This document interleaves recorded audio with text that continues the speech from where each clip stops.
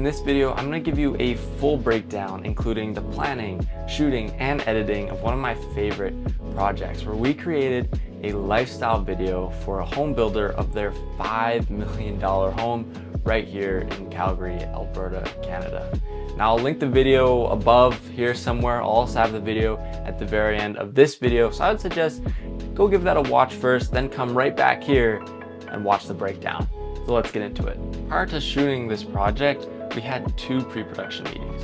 Now the first meeting was all about just the project, hashing out the details of the campaign and going over things like message and tone, vision, goals, target audience, all those things that would make this video successful to the client, and really hammering out what is the purpose of this video. After that meeting, I was tasked with creating a storyboard and shot list for the project. I'll be honest with y'all, I struggled with this, right? I usually just have a little bit of a shot list of the types of shots I want to get, but this storyboard had to be in depth, and I hand drew all the lifestyle scenes. Actually, hold on, let me get this for you. Here's the storyboard that I drew. I don't know if you can see this. I'll throw it up on the screen. Like, these are the frames that I drew up, and I'll show you some examples of like how they actually turned out. But this was so beneficial for being efficient and staying organized on the shoot. And I'm actually very glad we did it. And every single shot turned out pretty much exactly how I drew it up, which was pretty awesome. Our second pre-production meeting was just kind of going over, it was a review of the storyboard. So we added a few scenes, we cut a few scenes, and once we had all those ready to go, we knew exactly what the project was going to look like. Then we got into the production stage. We split the shooting into 2 separate days. The first day was for capturing all the lifestyle shots and working with the talent, and the second day was shooting all the B-roll. The reason we did this is because we wanted to have consistent late afternoon lighting. We had a family of 5 to portray that the home that we're shooting is truly livable, and it's not just detached from reality as a showpiece. The Destruct team also brought in different props that we used in different spaces and different scenes to make the video just feel more natural, right? Things that you would actually be doing, a person would actually be doing in their own home. I shot I think probably about 80% of all the lifestyle shots on my 24 to 105 millimeter, shooting anywhere from 50 to 85 millimeters. I found that's my sweet spot range. Now there was one shot that I punched into 105 millimeters, and that was the mirror shot. That's probably my favorite shot in the entire project. It's just so good. That shot gets me fired up, you know what I mean? And then yeah, probably about another 20%, or the other 20% I should say, was shot on my 15 to 35, just to get a little bit of a wider perspective for some shots. Also the f2.8 helped me get a little bit extra light, and I think I shot 20 to 35, that was like the range, just to have that little bit more of a grander view of the space that we were in. Like I mentioned before, having that storyboard helped so much with the visualization of the shot and also organization, right? I knew exactly where I needed to be. I knew exactly where I wanted the talent to be. And after every shot we got, we could cross it off and go, okay, now we're moving on to the next one. Day 2 was all the B-roll of the property. And I wanted to be very, very intentional with each and every shot that I captured. I wanted this video to feel like a movie and not just, you know, another real estate video. So in the back of my mind, I was always thinking after every shot, if I paused on this frame right here, could this be used as a photo? Could this be printed, framed, put on a wall, and someone go, wow, that's a really sick architectural shot? If the answer was no, I was like, all right, not shooting that, not gonna use that. I'll find a different shot.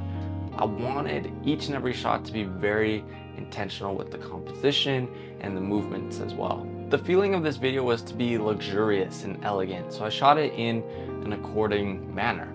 Right? There's nothing fancy about any of these camera movements. It's either a straight push, a curve push, or a slider shot.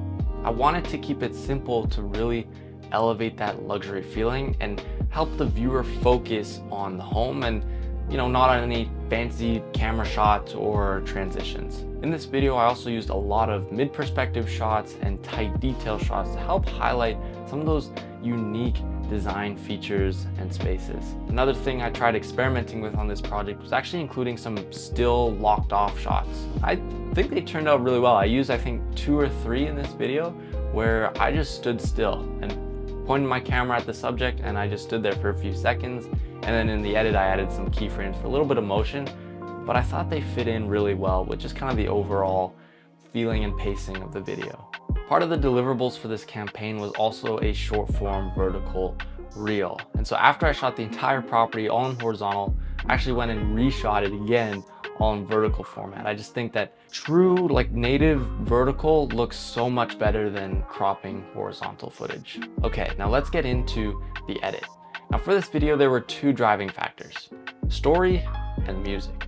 Now the story for this video is to showcase a family coming home and unwinding in their home, right? To showcase that this home is great for families and is truly livable. Now for music, I wanted the song to fit the story and I wanted it to fit the home, but I also wanted it to really drive the video, right? I wanted it to be a little bit more epic, a little bit more grand. And so the song that I picked, I actually used before in a couple other projects, but I just like it so much and I thought it fit absolutely perfectly for this video.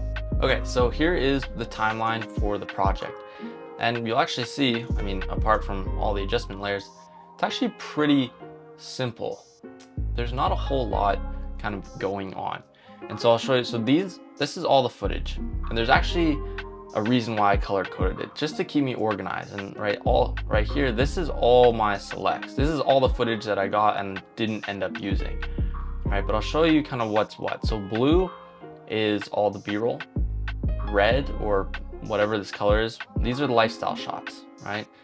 And then yellow is the drone shot, or drone shots. There's 2 of them in here, right? So that helped me be organized with kind of finding clips and placing them where I wanted them to be. Now here is my music track, and I actually just used the music track as is. There's no editing to this. Sometimes I like to cut up the track and kind of place things where I want it, but I just thought the flow and progression of the video just fit so well. And so I decided to just keep it as is and just faded it out because it actually goes for like another 10 seconds and I thought that was just a little bit too long. Now right here, this is my intro. We've got a couple shots to really kind of set the stage, build the scene, right? What are we looking at? And then right here, now is where we get into the story, right? So we've got a car pulling in, we've got the family walking up with the facade of the home, we've got the front door, and then we get into the property. Now, if you look at the timeline, you'll see all these red shots, but you'll notice that there's actually not a ton of them. I'd say probably about only 20% of the video is the lifestyle shots, right? We still wanted to have a heavy focus on the home and not take away from the viewing experience with shots of the family, right? This is also one of my favorite shots in the entire video. I just love the composition, love the grade, it just hits different, you know what I mean? Now this is the only kind of fancy thing that I did, and I like to call it the ghost shot, where we have a blank frame and then all of a sudden the talent appears. Now that was actually really simple. I shot this shot first and then I told the talent, hey, if you just kind of get out of frame for me, go around the corner. I went back to where I started and did the same shot, and all I did was add a cross dissolve. And it kind of, I had to do a little bit of post, alignment of the 2 clips, but it just looks like they just appear in the hallway. So that was kind of the only special kind of fancy thing that I did. Now you notice down here, we have some sound effects. That's just one way to really elevate those lifestyle videos. You are hearing what you're seeing, and they're very subtle, right? So here we've got some wind coming in and birds. Same with the fireplace, the door opening, right? Just those little things, they trigger a little something in the brain that just kind of like, ooh, that was nice. You know what I mean? Right? Same thing, we're prepping food, cooking, a little sizzle. What I really like to do is fade the sound effects in and out so that it kind of lasts a little bit longer. It's not just a hard, like boom, here it is, the sizzle, right? So it's the subtle things that make a video like this. Now up here you'll see there are a lot of adjustment layers. That's actually all my color grading. So I'll show you what that looks like if we deactivate all those. So this is the raw footage. This is what it looks like, the C-Log 3. right? Very flat. So what I always like to do first is we throw on a Rec 709 conversion LUT. That's actually what the footage looks like. Rec 709. It's a weird looking color, you know? And I wanted to make this feel like a little bit more stylistic. I wanted to match a little bit more with their stylistic architectural photography of the brand, right? And so that next layer right here, this is actually a LUT. So I didn't really grade this all that much. I threw a LUT on it. I got this LUT from Landon, by the way. It's the Kodak LUT. But as you can see, that's a huge difference. We really get that kind of faded, almost film vintage look. Pop in the highlights, teal and orange. I just think it fits so well for the home. Now these next layers are kind of just adjusting those colors. So that's kind of taking out some of the yellow. This was the look that I sent to the client. They were like, hey, we love it, but it's just a little bit too warm. So actually what we did to achieve this look is actually I just desaturated some of the yellows, and it worked quite well, right? So I think it looks much better with that adjustment. Makes it look a little bit more natural. And then right up here on top was just a little extra contrast, little extra pop in the highlights, a little extra contrast, and that was our final look. So there you go. That is my full breakdown of my favorite lifestyle video that I've created so far.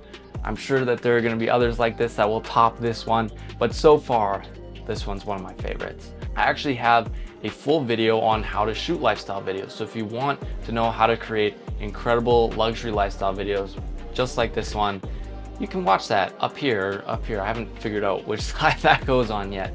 But yeah, give that a watch, and then you can always refer back to this video to figure out how to tell a story, how to break things down. If you have any questions about this video or the breakdown or my process, any questions at all, leave them down below. I'd be happy to answer those for you. So with that all said, I'll see you in the next one. Peace. Oh, and I'm gonna play this video right now in like 5 seconds, so watch that because it's good. Yeah.